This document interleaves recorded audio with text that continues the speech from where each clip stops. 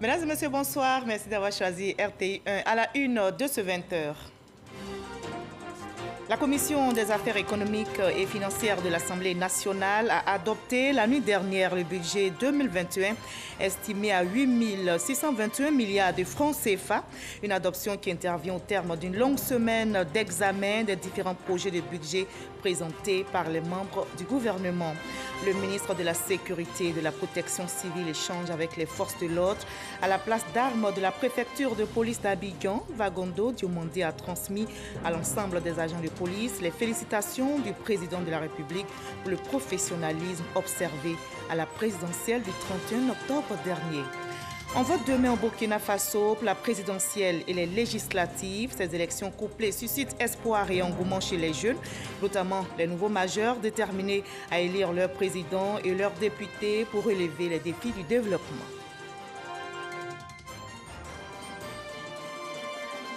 La Côte d'Ivoire est en deuil. Le président de la Fédération ivoirienne de football, Augustin Sidi Diallo, n'est plus. On a appris la triste nouvelle aujourd'hui. Le président de la FIF avait été testé positif au coronavirus le lundi 9 novembre dernier. Il était rentré en confinement conformément aux dispositions en vigueur. Soyez les bienvenus sur RTI1. Cela fait près d'1 an que l'humanité affronte ce virus et il semble bien résister. D'épidémie, on en est à la pandémie. L'économie est fragilisée. Plus d'1 million de personnes tuées par le coronavirus dans le monde. On cherche des solutions, mais comment ce petit virus a-t-il pu mettre à genoux tous ces pays? Même les grandes puissances n'ont pas pu échapper à la furia du Covid-19. Quelles leçons donc pour l'humanité? Des questions qui se dégagent de l'ouvrage de notre invité de la page culture de ce samedi, M. Joël Nguessan, ancien ministre ivoirien des droits de l'homme. Il est l'auteur du livre « Coronavirus ou le crépuscule de nos orgueils ». Bonsoir, M. Joël Nguessan. Bonsoir, Marie-Laure. Malheureusement, la Côte d'Ivoire, notre pays, vient de perdre l'un de ses illustres fils, le président de la FIF, Sidi Diallo. Personnellement, je suis attristé parce que c'est mon ami d'enfance. Et en ce moment-là, je présente mes condoléances à son épouse, que je connais bien, à mon ami Adama Sidibé, qui est actuellement au Canada, et à toute notre fraternité de notre jeunesse. Je suis vraiment attristé. Comme toute la Côte d'Ivoire et comme toute l'Afrique d'ailleurs. Alors, on vous connaît en tant qu'homme politique, en tant qu'écrivain, enfin, en tant qu'expert en finance et comptabilité, mais pas trop en tant qu'écrivain. Et pourtant, vous avez à votre actif 9 productions littéraires. Alors, la dernière porte sur le coronavirus ou le crépuscule de nos orgueils, le livre que je tiens ici en main. Alors, pourquoi lier la fin de l'orgueil humain à cette maladie? D'abord, il faudrait qu'on sache ce que c'est que l'orgueil.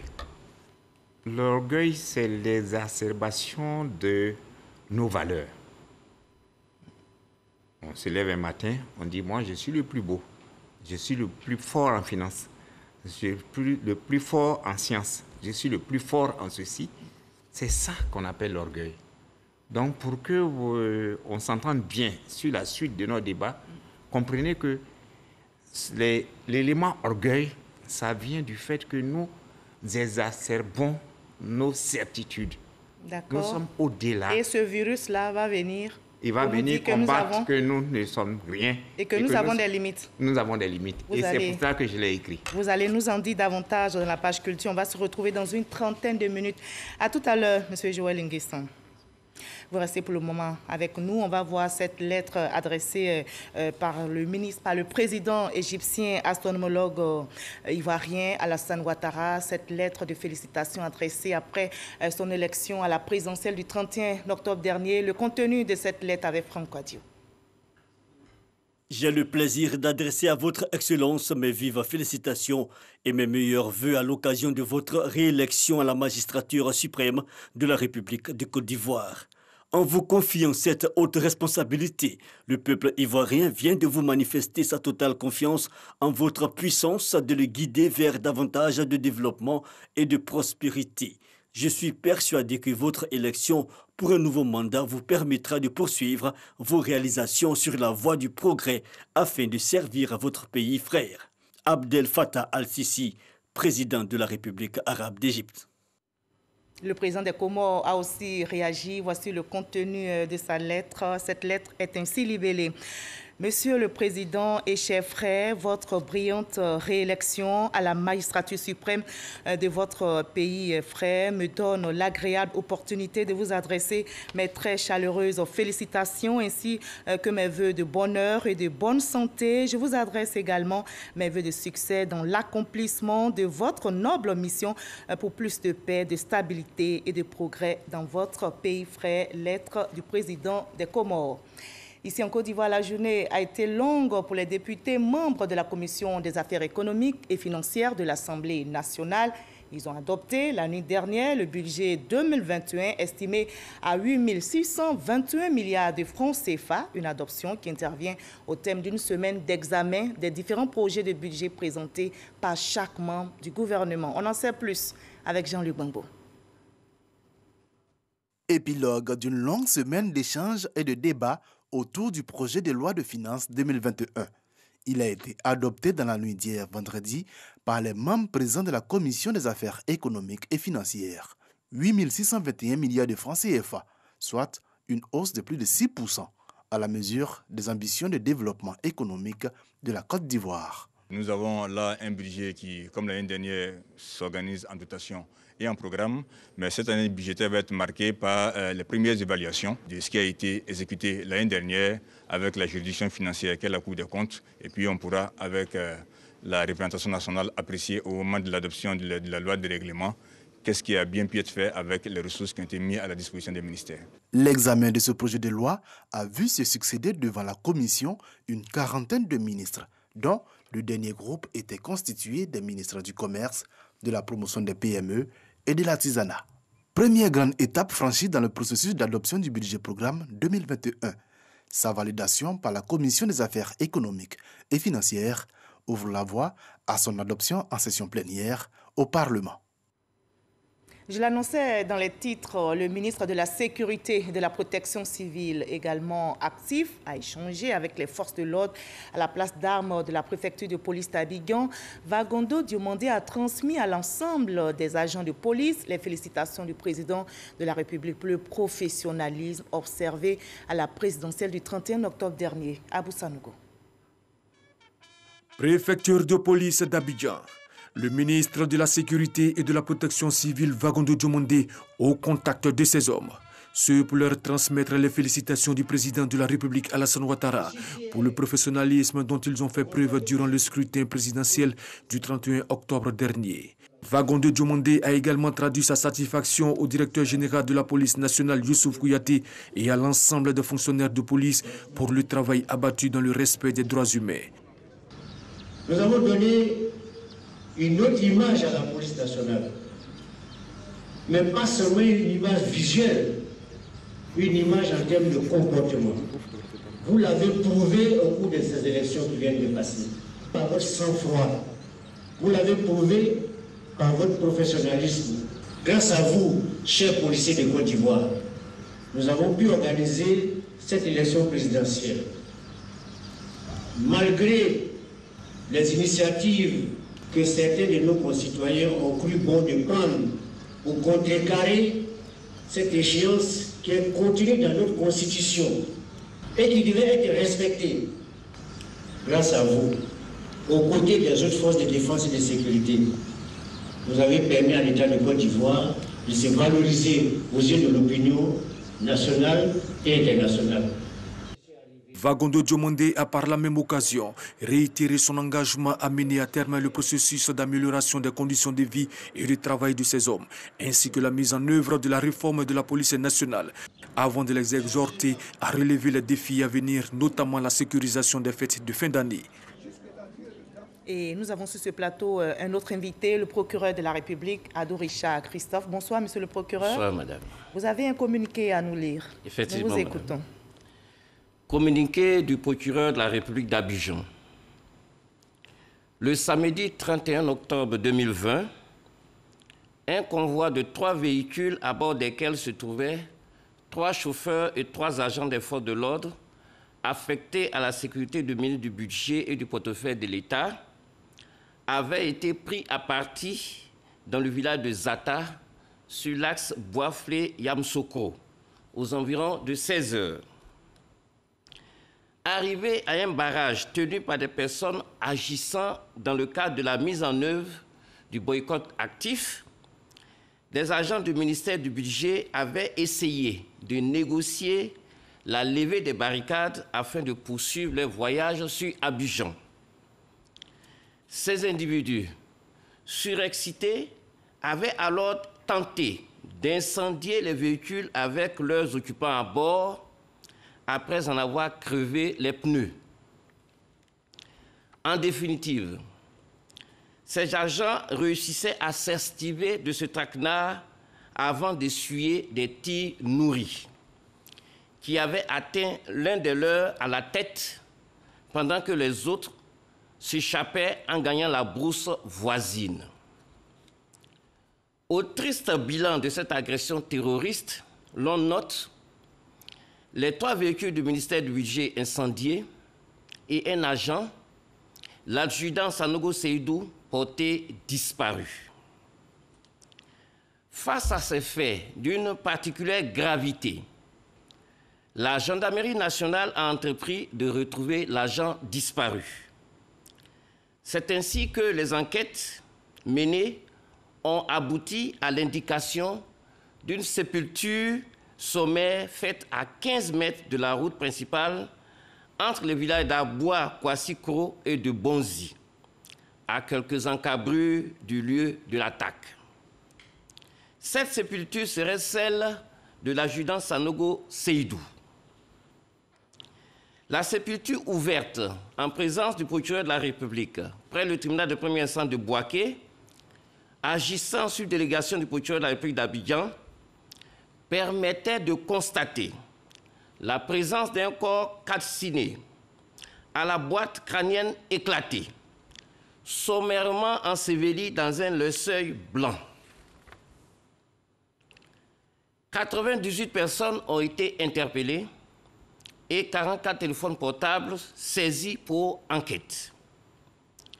Les auditions de ces personnes permettront d'identifier les auteurs, les complices et les commanditaires de cette barbarie. Le corps découvert a été dirigé sur Abidjan en vue d'une autopsie médico-légale afin de déterminer les causes de la mort. C'est le lieu pour le procureur de la République d'indiquer que les enquêteurs sont à pied d'œuvre pour faire toute la lumière sur les incidents graves survenus avant, pendant et après l'élection présidentielle du 31 octobre 2020. Il tient à assurer l'opinion nationale et internationale que toutes les localités où ces faits d'une particulière gravité se sont produits sont concernées par les enquêtes ouvertes. Le procureur de la République tient enfin à appeler les uns et les autres à la retenue, à la pondération et à la responsabilité afin de préserver des vies humaines. Fait à Abidjan le 21 novembre 2020, le procureur de la République. Alors, monsieur le procureur, avec tous ces événements autour de la présidentielle, on constate que des enquêtes sont ouvertes, vous l'avez mentionné également. Alors, pouvez-vous nous en faire le point exact à ces dates? Je vous remercie pour votre question. Effectivement, des enquêtes sont ouvertes parce que vous avez remarqué, et je l'ai indiqué déjà dans le communiqué, que plusieurs actes d'extrême gravité ont été posés. Déjà, quand une infraction pénale classique est commise, le procureur de la République met en branle ces structures, notamment les enquêteurs, afin de rechercher, appréhender et rassembler tous les indices permettant de mettre en cause les personnes qui ont posé les actes infractionnels. Lorsqu'il s'agit d'infractions de masse, comme celle auxquelles nous avons assisté, le procureur de la République prend la deuxième casquette qui concerne la conduite de la cellule spéciale d'enquête, d'instruction et de lutte contre le terrorisme.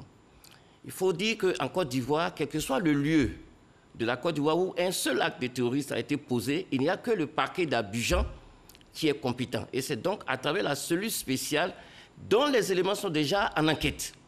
Aujourd'hui même, plusieurs personnes ont été auditionnées, Plusieurs personnes sont déjà interpellées et même au jour d'aujourd'hui, il y a des personnes qui sont victimes, qui ont été blessées dans plusieurs localités, notamment en bateau et autres, qui ont été dirigées sur Abidjan, eu égard à la gravité de leurs blessures, qui ont été aujourd'hui même auditionnées par les enquêteurs dirigés par le procureur de la République. Donc, c'est dire que plusieurs enquêtes sont déjà ouvertes, quel que soit le lieu, pour permettre de rechercher tous ceux qui, de près ou de loin, soit parce que ces personnes-là ont donné des ordres, soit parce que ces personnes ont exécuté, soit parce que ces personnes ont de façon en complicité avec ces personnes, posé ces actes infractionnels. Donc voilà un peu le point. Mais pour le moment, je ne pourrais pas vous dire combien de personnes exactement, mais plusieurs personnes sont déjà interpellées. Et les enquêtes sont en cours. Merci, monsieur le procureur, d'être passé sur ce plateau. On évoque à présent la journée de l'entrepreneuriat féminin, une journée organisée par le ministère de la Promotion, de la Jeunesse et de l'Emploi des Jeunes pour encourager les femmes à créer des activités génératrices de revenus. Eh bien, pour mieux faire, les femmes s'inspirent des modèles de réussite, nous rapporte Francis Boifo. Promotion de l'entrepreneuriat féminin en Côte d'Ivoire. Les femmes font le point des acquis à l'occasion de la journée dédiée aux femmes entrepreneurs.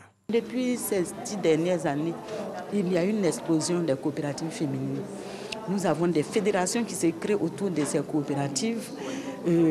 Dans une fédération, nous pouvons noter plus d'une centaine d'associations, de groupements. Que ce soit au niveau du secteur privé, dans les différentes commissions, il y a eu des commissions entrepreneuriat féminin, il y a eu des concours où il fallait mettre un prix entrepreneuriat féminin. Et il y a même eu des fonds spécifiques qui ont été mis en place pour accompagner l'entrepreneuriat féminin. L'entrepreneuriat féminin reste une priorité pour le gouvernement. Il entend multiplier les actions. On peut citer la poursuite et le renforcement du partenariat avec le secteur bancaire pour 15 milliards de francs CFA en vue du renforcement des capacités financières des PME dirigées par des femmes dans les secteurs prioritaires, l'augmentation du fonds alloué au FAFSI, la scolarisation systématique des jeunes filles et l'alphabétisation des moins jeunes, l'augmentation des bourses d'excellence, l'augmentation du nombre de maisons digitales dédiées aux femmes. La secrétaire d'État chargée de l'autonomisation des femmes représentait la première dame, Dominique Ouattara, à cette cérémonie. Elle invite les femmes à souscrire au microcrédit du Fonds d'appui aux femmes de Côte d'Ivoire, FAFSI. Doté d'une enveloppe d'1 milliard de francs CFA, le montant du FAFSI est de 12 milliards cette année. À ce jour, ce sont plus de 250 000 femmes qui ont bénéficié de l'appui de ce fonds pour la création de l'activité économique. Je voudrais adresser, au nom de toutes ces femmes, nos sincères remerciements au président de la République et à son gouvernement pour les efforts consentis afin d'honorer leur engagement pour la mobilisation effective des ressources. Cette rencontre, une opportunité pour les femmes de s'inspirer des modèles de réussite en affaires. Elles ont eu droit à des enseignements à travers des panels. Le palais du carnaval de Bouaké prend forme. Les travaux avancent très bien. Les populations se réjouissent déjà de cet édifice qui donnera fière allure à leur cité. Il faut juste patienter quelques mois. La Banque mondiale a déboursé la somme de plus de 2 milliards de francs CFA pour financer les travaux. Une visite guidée du chantier, c'est en compagnie des cadets Sogodogo. Voici le palais du carnaval il y a seulement quelques mois. Aujourd'hui, il présente un tout autre visage. Il est revenu à sa vision première, l'hôtel de ville de Bouaké.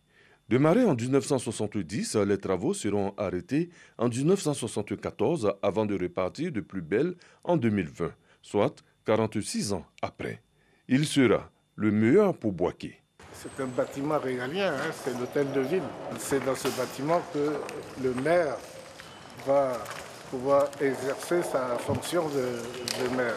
C'est la raison principale qui a poussé la Banque mondiale à accepter de nous financer, puisque la Banque mondiale veut faire de Bouaké un pôle de développement. Les travaux englobent deux volets importants, la construction et la technique, et les choses avancent. Tout ce qui est maçonnerie ou autre là, on a presque terminé. On est en train de faire les enduits extérieurs et l'enduit intérieur. Là, vous voyez sur la façade principale, à l'entrée, on est en train de faire l'enduit pour un peu finaliser ce qui est le gros œuvre. Nous faisons de l'électricité, puis tel que vous voyez les tirages de choses, tubes orange, les tirages de câbles et puis la climatisation aussi.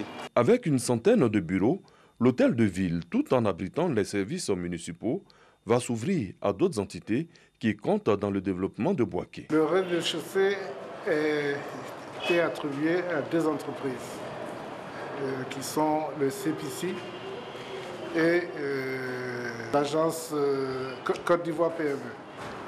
Et le deuxième étage où nous sommes est consacré au centre des affaires. C'est-à-dire qu'il y aura des bureaux qui sont mis à la disposition des opérateurs économiques qui pourront être loués. Il y a une très belle salle de spectacle, l'ancienne salle qu'on appelait Carnaval, la salle Carnaval, va être aménagée et nous souhaitons pouvoir l'aménager de façon à la moduler en fonction du nombre de spectateurs. Les travaux sont suivis et contrôlés. Tout se passe bien sous notre supervision justement, on est là pour ça, pour veiller à ce que le marché soit exécuté de façon conforme aux dispositions que prévoit le marché. 2,5 milliards de francs CFA dans le cadre du projet d'infrastructure pour le développement urbain et la compétitivité des agglomérations secondaires, PUDICAS, un projet de la Banque mondiale.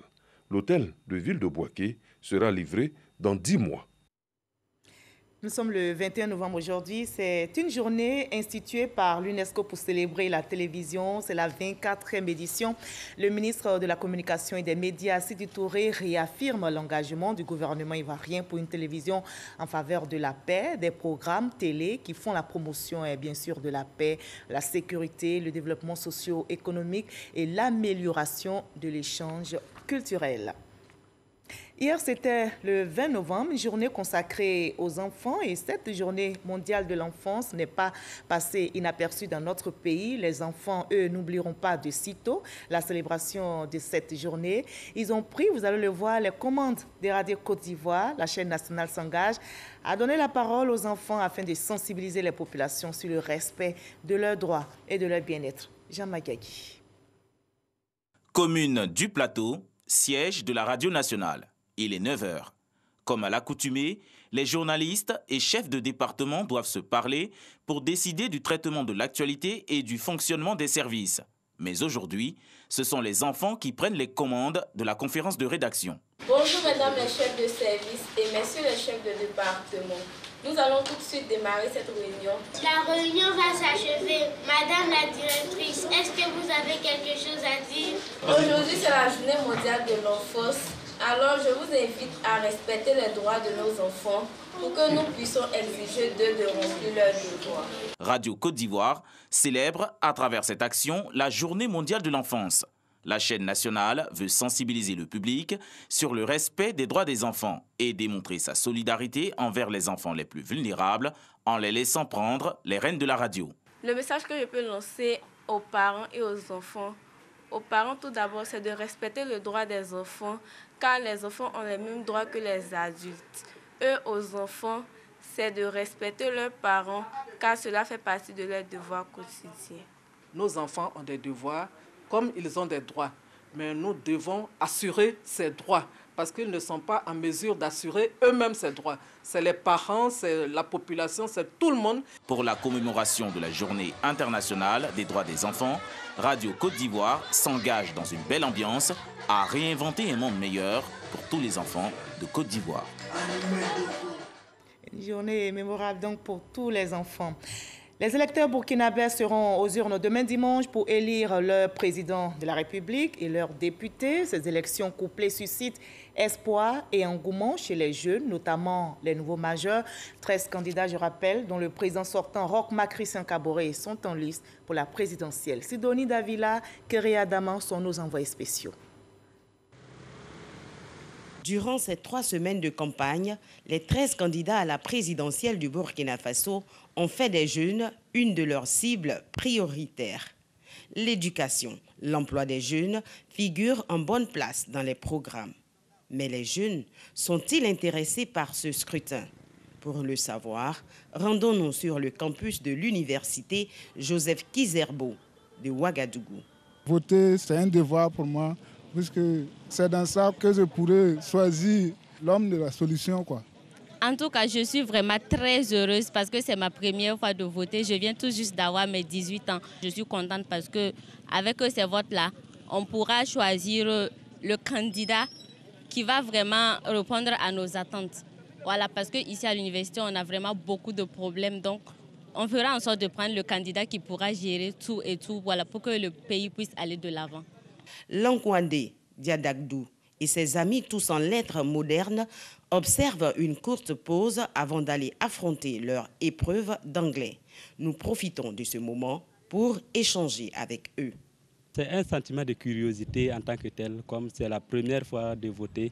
Nous souhaitons pour ces élections la transparence et une forte mobilisation de la jeunesse pour changer les problèmes que nous vivons et que nos conditions de vie aussi soient améliorées. Estelle Ilboudo, contrairement aux autres, a un sentiment plutôt mitigé sur son droit de vote. C'est en quelque sorte une joie parce que je vais participer ma première fois, donc ça fait quand même de la joie, mais bon, pas trop de joie parce que vu les circonstances autour des élections et tout, vu ce que le Burkina a eu à endurer, je ne suis pas trop excitée à l'idée de voter, quoi. Pour de nombreux étudiants, leurs préoccupations liées pour l'essentiel à l'amélioration de leurs conditions d'études devront être prises en compte par le président élu, ce qui les motive davantage à prendre part au scrutin. J'ai ma carte d'électeur à Chapuis, donc je dois rentrer là-bas pour voter. L'âge passe, voilà, on n'avance pas. Et puis il y a l'organisation des concours aussi, le nombre est réduit. Et moi j'attends à ce que voilà, le président que je vais choisir puisse redresser l'insécurité et autres choses.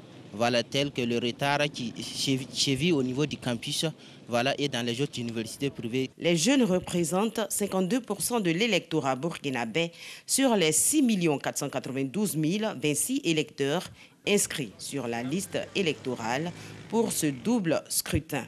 Très courtisés par les candidats au cours des campagnes électorales, ces jeunes savent que leur voix compte, d'où leur engouement pour le vote de ce dimanche.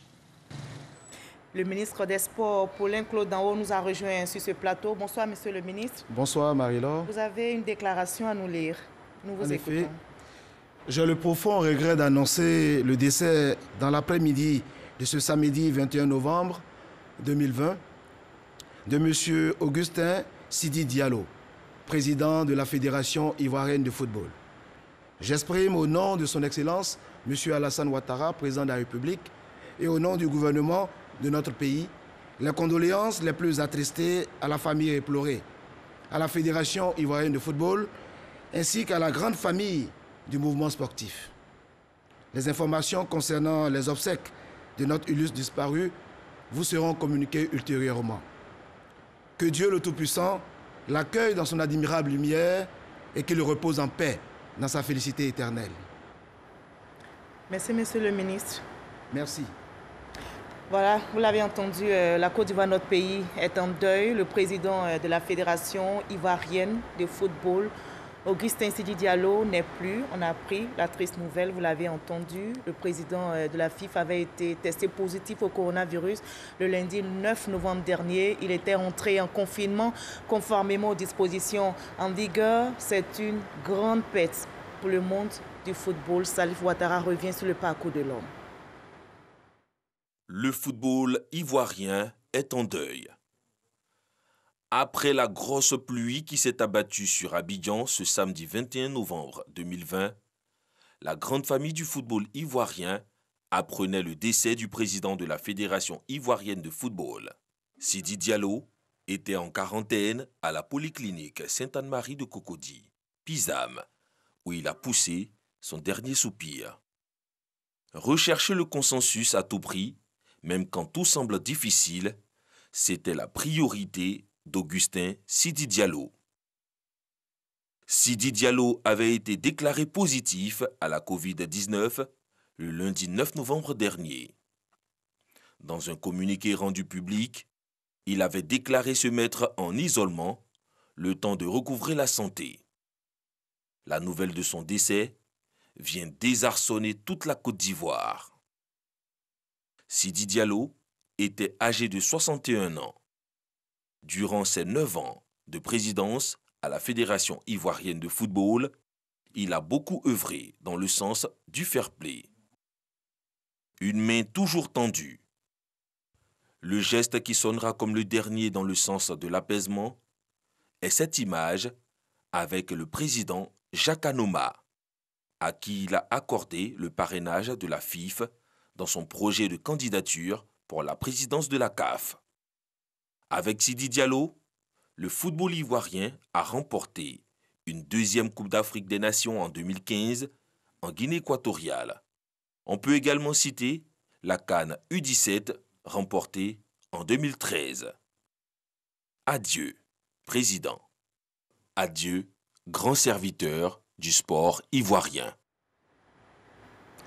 Hélas, la grande faucheuse, ainsi va la vie. Place à présent à l'instant culture de ce 20h.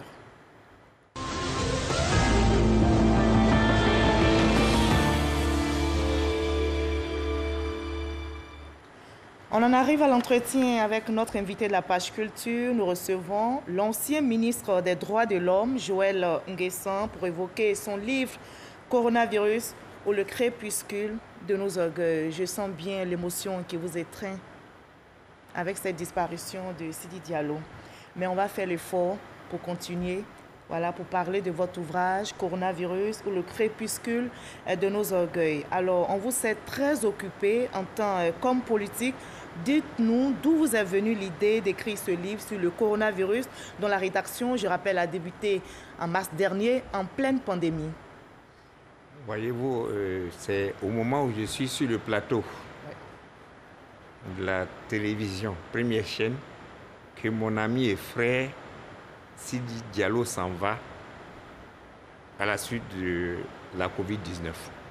Donc vous comprenez que j'ai une forte émotion par rapport à ça.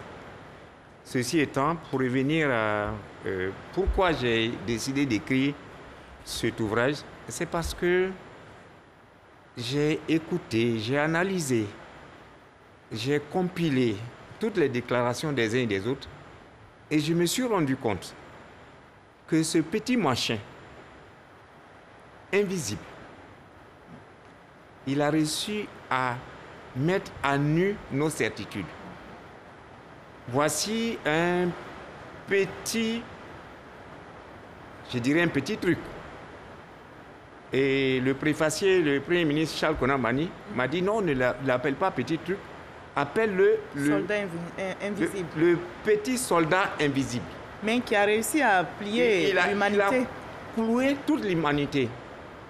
Les pays qui étaient les pays les plus supposés forts militairement, les États-Unis, la Chine, la Russie et autres ont été obligés de se plier parce que ce virus est sorti.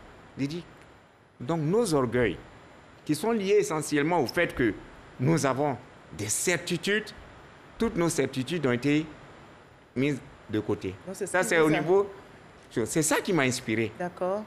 Deuxièmement, j'ai constaté que même nos certitudes religieuses ont été balayées. Expliquez-nous. On ne va plus à la Mecque. Oui. Alors que ça fait partie du 5e pilier. On ne va plus à Lourdes. Et j'ai été même étonné de voir le pape seul à la fête des rameaux sur la place Saint-Pierre à Rome. Ça faisait partie des mesures restrictives. Oui, mais justement, voici un petit virus qu'on ne connaît pas. On ne sait même pas qui il est. Il a réussi à nous mettre de côté nos certitudes religieuses. Et on ne sait pas qui il est, mais vous avez fait des recherches. J'ai fait des recherches et je me suis rendu compte. Alors, qu'est-ce que vous avez appris sur ce virus? Ce virus-là, c'est selon ce que les gens ont commencé à dire. Ils ont commencé à dire que c'était le pangolin. Qui serait à l'origine. Qui serait à l'origine. Il s'est trouvé que ce que les gens ont dit, ça s'avérait faux. C'est pour ça que j'ai aimé l'ouvrage que le Premier ministre Charles Konan Banny m'a offert, qui s'appelle « La vengeance du pangolin », écrit par un philosophe français qui s'appelle Michel Onfray. Donc, ce virus, sans être un scientifique, j'ai compris que c'est quelque chose qui est venu pour mettre à mal l'humanité. Et qu'en ce moment-là, il nous oblige à revoir notre humanité. D'accord. Qui nous sommes-nous? Pourquoi nous avons des certitudes au plan religieux, au plan militaire, au plan même économique? Donc c'est quoi ce coronavirus? Qu'est-ce que vous ont dit vos recherches? Mes recherches sont simples. C'est quelque chose qui est venu pour enlever le souffle de vie. D'accord, donc il est mortel. Il est très mortel. Ce que j'appelle enlever le souffle de vie, retenez une chose pour nous qui sommes croyants, le souffle de vie, c'est ce que Dieu a mis en nous, qui fait que nous respirons et que nous existons. Alors dire qu'il y a un petit virus, un petit soldat invisible qui arrive à enlever le souffle de vie, ce que Dieu a mis en nous, je demande aux hommes religieux et à tous les croyants de commencer à réfléchir à cela. Cela est très important. Maintenant, je voudrais profiter de l'occasion que m'offrez pour dire aux uns et aux autres. Vous aurez l'occasion de lancer l'appel, non? Mais c'est un appel important. D'accord, et ce sera la fin de notre entretien. Vous aurez l'occasion de lancer cet appel. L'appel, c'est quoi? Soyons humbles. D'accord. Soyons humbles. Arrêtons d'avoir des certitudes. Et ce sont des leçons que nous devons tirer. Vous parlez de ces leçons. Parce que on va voir un peu le résumé de votre ouvrage. Il a été lu par Franck Kouadio. On cherche des solutions pour enrayer ce virus mortel. On va suivre ensemble le résumé de Franck Kouadio, puis on va en reparler sur ce plateau. Merci. Respectons le geste barrière, le geste qui sauve. Oui, le geste qui sauve des milliers de vies. Coronavirus. Que de messages, de slogans. Depuis son déclenchement, voici pratiquement un an. Un livre, mieux, un essai pour affiner la réflexion sur ce petit virus ou alors ce petit soldat invisible qui depuis quelques mois durant émiette nos certitudes, comme le dit si bien l'ex-premier ministre Charles Konambani qui a signé la préface. L'œuvre, la voici. Coronavirus ou le crépuscule de nos orgueils, présenté par l'homme politique Joël Nguessan. La page de présentation elle-même est toute une symbolique. Sur fond noir, coronavirus écrit en lettres d'or et la moitié d'un visage barré par un cache-nez. Un sens caché? Une chose est certaine, l'auteur dit avoir écrit cette œuvre en poussant une multitude d'interrogations. Pourquoi et comment un si petit virus invisible à l'œil nu s'est-il invité dans notre humanité, au point même de briser tout ce qui en constituait quelques légitimes évidences? Tenez, nos croyances religieuses, nos systèmes économiques ou encore notre écologie, notre équilibre, bref, tout est arrêté, subissant la loi de la Covid-19. Pourquoi? Pourquoi? Et mille pourquoi? Eh bien, l'auteur, en s'interrogeant, finit par se dire « Ce mal, il faudra bien vivre avec et nous déterminer de nouvelles valeurs. Il faut par exemple mettre au creux du réceptacle l'humain, c'est-à-dire l'homme. » Joël Nguessan, expert en finance et en comptabilité. Depuis 2017, tutoie la plume. L'ancien ministre est auteur de 9 productions littéraires. Pourquoi, comment, surtout, ce virus décrit dans votre ouvrage comme ce petit machin, ce petit truc, ce petit soldat invisible, a-t-il réussi à faire plier l'humanité? Et vous dites, il y a des leçons à en tirer. Bon, les premières leçons, c'est que nous devons avoir comme comportement dorénavant que nos certitudes seront certainement les incertitudes de demain. Ça, c'est la première leçon. Et nous devons faire preuve d'humilité. Voyez-vous, ce petit virus a réussi à se faire confiner tous les pays.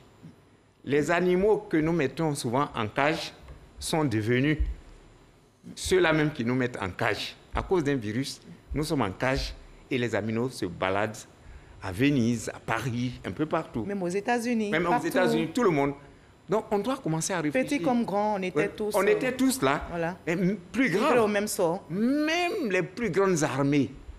Vous voyez, les États-Unis avec le porte-avions Franklin Roosevelt, la France. Tout le monde. Tout le monde. Allez, toutes nos armées. Mis au pas à ce virus. Même les gens de Daesh, ils ont demandé à leurs combattants de rentrer pour ne pas avoir ce virus. On a arrêté l'aviation. On a tout arrêté. Donc, on a vu que nous avions des limites, l'humilité, comme vous l'avez dit. On va terminer en pensant à notre continent. Il y a eu des prédictions sombres. Mais Dieu merci, l'Afrique, même si, c'est vrai, on déplore des morts, mais on s'en sort quand même par rapport aux autres continents. Et qu'est-ce que vous pensez quand même l'Afrique? On dit c'est une pharmacopée. Il y a une chose qui est sûre, c'est que ce virus... C'est une pharmacie à ciel ouvert, vous l'avez dit dans votre ouvrage. L'Afrique, c'est une pharmacie à ciel ouvert. Mais pourquoi jusque-là? Tout simplement parce que nous avons chez nous les ingrédients des soins pour éviter ce genre de pandémie. C'est pour cela que j'en appelle à ce que tous les gouvernants par l'Afrique fassent la promotion de la pharmacopée. Parce qu'on a tout. On a des chercheurs. On attend toujours des vaccins anti-Covid-19. Non. Je suis d'accord pour le vaccin. Je suis d'accord, je ne vais pas aller contre le vaccin. Mais il y a une chose qui est sûre, c'est que ce que nous avons chez nous ici, qui a fait que nous n'avons pas pu avoir cette explosion de morts, on doit privilégier. Et on appelle à tous nos gouvernants pour que la pharmacopée africaine soit privilégiée. C'est pour ça que je suis un peu surpris de constater que quand il y a eu cette pandémie, nos chercheurs ne se sont pas... Il y a quand même docteur Annick Tahiri Yamoussou. Oui, bien sûr. Elle a dit... Bon, maintenant, concernant Annick Tahiri, je vais vous dire, elle a mis au point l'algéquine. Oui. Et ce produit-là, beaucoup de cadres ivoiriens ont eu à le prendre pour ne pas avoir à subir les effets de la Covid-19. Seulement, voici des gens, ils l'ont pris, ils savent que ça les a aidés, mais ils n'en font pas la promotion. Mais moi, j'ai décidé, avec la professeure Annick Tahiri, de faire la promotion de l'algéquine, qui est reconnue comme étant un produit qui permet d'éviter que nous ayons cette pandémie. Merci, Monsieur Joël Nguessan. Je rappelle, vous êtes l'ancien ministre des Droits de l'Homme. Merci d'avoir été notre invité de la page culture. Je conseille ce livre, je l'ai lu avec plaisir. Merci. Et il enseigne beaucoup. Merci d'avoir été notre invité ce soir. Merci, Marie-Laure. Vous l'avez compris, vous restez pour le moment avec nous. On va clôturer ce journal ensemble. Voilà, vous l'avez compris, ce journal est terminé. Le coronavirus ou le crépuscule de nos orgueils montre bien l'ampleur du Covid-19, vous l'avez entendu, et surtout nos limites en tant qu'humains. Mais l'union fait la force. L'humanité en rang serré contre ce virus remportera à coup sûr la bataille. Le coronavirus pliera les Chines. Nous gardons l'espoir. Restons soudés, unis, solidaires dans la paix. À demain 20h, prenez soin de vous.